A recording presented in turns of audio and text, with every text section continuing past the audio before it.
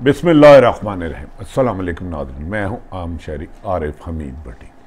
नाज़रीन, आजकल पाकिस्तान पूरी दुनिया और पाकिस्तान अंदरून में बेहतरी की तरफ जा रहा है। ताहम कुछ छोटी मोटी शिकायतें हैं वो हमेशा रहती हैं। सियासी इंतशार जैसे जैसे वक्त करीब आ रहा है कि अमेरिका ने जो दोहा में एग्रीमेंट किया था कि अफ़गानिस्तान से अपनी फ़ौज 1 मई 2021 में निकालेगा, अब वो ने कहा सितंबर में मैं निकालूंगा और यूएनओ को भी। इस सिलसिले में पाकिस्तान के साथ जिन ममालिक ने रब्ता किया, अमेरिका, बरतानिया, चीन, ईरान, सऊदी अरब, यूएई समेत दीगर अहम ममालिक हैं, वो समझते हैं कि अफ़गानिस्तान में अमन लाने के लिए पाकिस्तान के बग़ैर नामुमकिन है, जिस पर पाक फ़ौज की इस्टेब्लिशमेंट ने उन्हें हर मुमकिन ताउन की यकीन दहानी आई। इन सारी बैकडोर डिप्लोमेसी में एक खुशी की खबर आई, एक रोशनी की किरण आई कि पाकिस्तान ने ये मामला रखा कि वो अफ़गानिस्तान में हर मुमकिन ताउन करेगा अमन कायम रखने में, कि वहाँ हालात ख़राब ना हो। जबकि भारत इन हालात को भांप गया कि अगर अफ़गानिस्तान में अमन हो जाता है तो पाकिस्तान की हालात बेहतर समूथ हो जाएंगे। और इस मौके पर पाकिस्तान ने कहा कि इसके लिए बेहतर ये है कि मकबूजा कश्मीर का भी मसला हल कर लिया जाए, जिस पर अहम ममालिक ने पाकिस्तान के साथ हर मुमकिन मकबूजा कश्मीर को हल कराने के लिए अपना किरदार अदा करने की रजामंदी कर दी है। दूसरी तरफ वज़ीर आज़म पाकिस्तान इमरान खान साहब ने अपने करीबी हलकों से मशावरत करके कहा कि मैं एक तवील अरसा जद्दोजहद की थी पाकिस्तान में बेहतरी लाने के लिए, वज़ीर आज़म बनने के लिए नहीं। लेकिन जितनी मैंने जद्दोजहद तवील की थी, कुर्बानियाँ दी थी, मुझे पहले भी वज़ीर आज़म बनने की ऑफ़र हुई पर मैंने कबूल नहीं की, लेकिन उतनी बेहतर आ नहीं सकी। उन्होंने अपनी टीम को एक दफ़ा बिल्कुल कहा है कि आप खुलकर आवाम की फलाह बहबूद के लिए इक़दाम करें और किसी से भी ब्लैकमेल होने की, डरने की कोई ज़रूरत नहीं। मैं आपके साथ हूँ और मैं हर मौके पर अगर नतीजा ना दे सका तो मुझे ऐसी हुकूमत का फ़ायदा नहीं मुझे कि जिसमें मैं इक़्तिदार में रहूं। मेरी तवील जद्दोजहद का मकसद वज़ारत उज़्मा नहीं था। दूसरी तरफ नाज़रीन, ये भी कहा जा रहा है कि आज फवाद चौधरी मिनिस्टर इन्फॉर्मेशन ने ऐलान किया था कि राना सनाउल्लाह ने सरकारी अफसरों को धमकियाँ दी हैं। अभी तक किसी भी सरकारी अफसर ने चीफ सेक्रेटरी को धमकी दी थी, कमिश्नर और दीगर आला अफसरान को, कि आपके बच्चे भी महफूज नहीं रहेंगे। मेरी इतला के मुताबिक जब मैंने पुलिस सराय से पूछा तो उन्होंने कहा अभी तक कोई दरख्वास्त नहीं आई, क्योंकि ये पर्चा धमकियों का 506 का होगा, कोई सरकारी अफसर देगा तो हम इस पर कार्रवाई करेंगे। दूसरी तरफ नहायत हमारे एक सीनियर सहाफ़ी हैं, भाई हैं छोटे, इमरान रियाज खान एंकर, उनके बारे में कुछ इतलात आ रही हैं। हर बंदे की अपनी राय है, मैं किसी को भी कभी बुरा नहीं कहता, लेकिन इमरान रियाज खान हमारा एंकर क्लैश में एक प्रोग्राम करते हैं, सच्चे आशिक रसूल हैं। ताहम उनकी अपने तरीके लब्बैक के इशू पे एक मौक़िफ़ था, मेरा भी मौक़िफ़ था कि दुनिया में वो मुसलमान हो ही नहीं सकता जिसके सीने में इश्क रसूल ना हो। तो हम तोड़ फोड़ के मैं भी ख़िलाफ़ था। उनके बारे में बाज़ चीज़ों को ट्विस्ट किया गया जो हक़ाइक़ के बरअक्स हैं। वो सच्चे आशिक रसूल है और एक मौक़िफ़ है, उससे इख्तलाफ़ राय करने वाला हमारे दीगर साफ़ी भाइयों को या आम शहरियों को या पॉलिटिशियनों को उनका हक़ है और हम उनका एहतराम करते हैं। नाज़रीन, आ जाते हैं पहली स्टोरी की तरफ। जो बाइडन ने पाकिस्तान से रब्ता किया और कहा कि उन्होंने 1 मई 2021 की बजाय अफ़गानिस्तान से सितंबर में जब 20 साल पूरे हो जाएंगे तो अमेरिका फ़ौज वापस जाएगी जो 2500 के करीब है और यूएनओ को भी जाएंगी। इस मौके पर उन्हें ख़तरा था कि जैसे ही 1 मई 2021 आती है, दोहा एग्रीमेंट के मुताबिक अगर वो नहीं जाते तो कहीं अमेरिकन और यूएन की फ़ौजों पर हमले ना होने शुरू हो जाएं और दोबारा जो 20 साल से एक तवील उन्होंने जंग लड़ी, अरबों रुपये खरबों रुपये लगाए, उनका अरबों खरबों रुपये का वहाँ सामान है, उसको एमिकेबली ले जाना भी है और उसके लिए भी पाकिस्तान उनकी ज़रूरत भी है और मजबूरी भी है, जिस पर पाकिस्तान ने कहा कि उसने रीजन में अमन के लिए हमेशा अपना किरदार अदा किया। पाक फ़ौज ने इसके लिए लातदाद कुर्बानियाँ दी हैं और वो आइंदा भी करेंगे। लेकिन अफ़गानिस्तान में अमन भारत को नहीं बा रहा, जिसने एक चाल चली और प्रोपोगंडा शुरू करना किया गया कि भारत अमेरिका समेत यूएनओ की फ़ौजों को वापस किसी भी कीमत पे नहीं जाना चाहिए, जिस पर तमाम ममालिक सुपर पावर्स ने कहा नहीं, अब चले जाना चाहिए। 20 साल की तवील जंग बरी है। इस मौके पर पाकिस्तान ने जब अमेरिका और दीगर ममालिक के वज़ीर ख़ारजा और हुक्मरानों ने रब्ता किया तो उन्होंने कहा कि खित्ते में अमन लाने के लिए मकबूजा कश्मीर वादी या कश्मीर का इशू भी हल करना ज़रूरी है, जिस पर उन्हें यकीन दहानी करा दी गई कि मकबूजा कश्मीर इशू को यूएनओ की करारदाद के मुताबिक हल किया जाएगा। और मुझे यकीन है कि हमारी पाक फ़ौज इस सिलसिले में कामयाबी हासिल करेगी। जो 72 सालों की जद्दोजहद है, मकबूजा कश्मीर के लोगों को इंसाफ मिलेगा।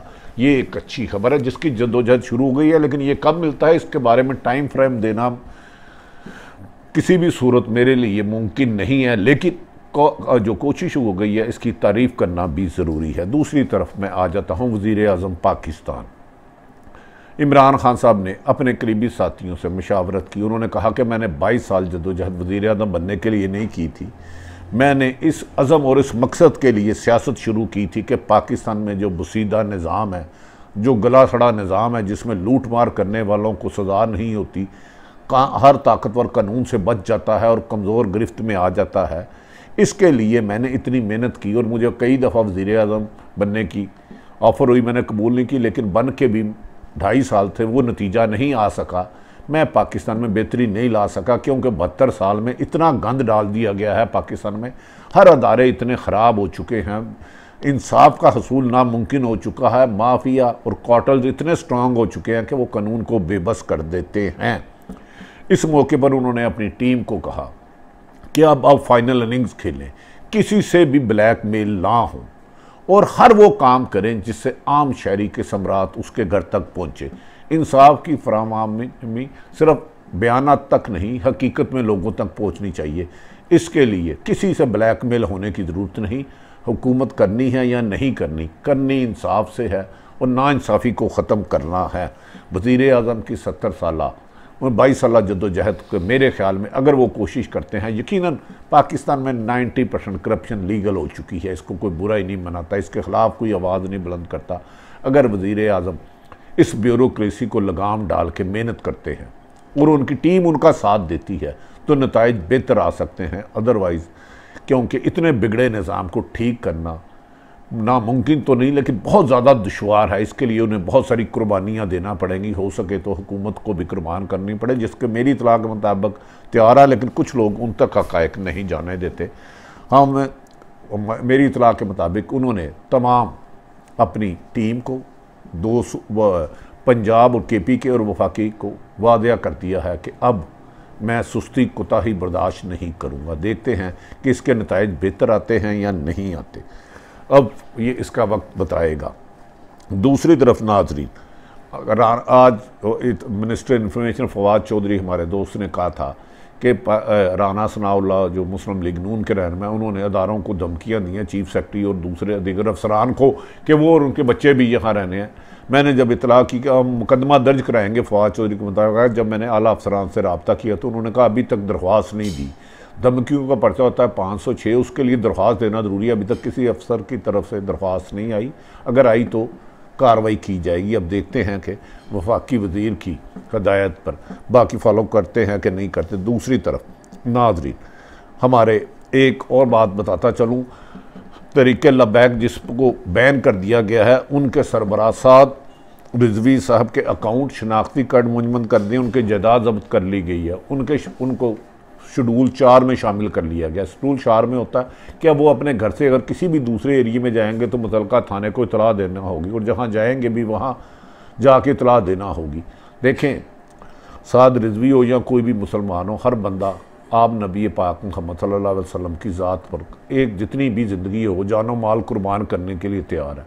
लेकिन ये मुनासिब नहीं कि फ़्रांस के मकाम वहाँ कोई गुस्ताखी करें और यहाँ हम अपने ही मुसलमान भाइयों को मारना शुरू कर दें, रोडें ब्लॉक कर दें। मुझे यकीन है कि साद रिजवी ने बयान दिया था कि अपने लोगों को मजलिस शूरा और कारकुनों का कहा था कि सड़कें ब्लॉक ना करें, वापस चली जाए, पर हुकूमत भी इसमें आईनी और कानूनी रास्ता अख्तियार करेगी और इसका मिडल रास्ता निकालेगी। आखिर में नाज़रीन, हमारे एंकर हैं, सीनियर सहाफ़ी हैं, इमरान रियाज खान अपना वी ब्लॉग बहुत मशहूर करते हैं, प्रोग्राम क्लैश करते हैं GNN पे।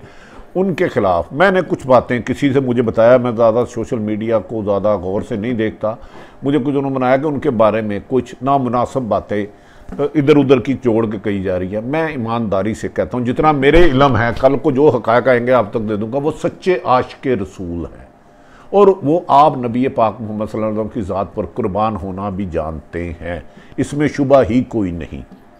हाँ, उनकी एक राय थी कि ये जो जा रहे हैं जब पुरअमन थे तो ये तो आशिक़ रसूल हैं, ये तो इश्क से मजबूर होकर, इश्क में चूर होकर मेरे नबी के लिए जा रहे हैं। अगर किसी ने तोड़ फोड़ की, उन्होंने मुखालफत की, मैं भी की, मेरे ख़्याल में उनके बारे में ऐसी बातें करना मुनासिब नहीं है कि वो उन्होंने किसी तहरीबकारी की हिमायत की या किसी आशिक़ रसूल की शान में गुस्ताखी की। एक आशिक़ रसूल तो दूसरे आशिक़ रसूल का ग़ुलाम होता है, ये मुनासिब नहीं। आप अगर कोई उनसे इख्तलाफ करता है, ये आपका भी हक़ है, मेरा भी हक़ है। इख्तलाफ राय ज़िंदा कौमों की निशानी है, लेकिन मज़हब के मसले में किसी के साथ नाइंसाफ़ी नहीं करनी चाहिए, किसी के बारे में ऐसी चीज़ साथ उसे अटैच नहीं करनी चाहिए जो उसके ना किया हो। तो यकीनी बात है, मेरे भाई जितने भी सुन रहे हैं वो बताएंगे कि पाकिस्तान में कोई ऐसा मुसलमान हो ही नहीं सकता जो आपकी शान में गुस्ताखी का एक लफ्ज़ भी सुन सके, ये नामुमकिन है।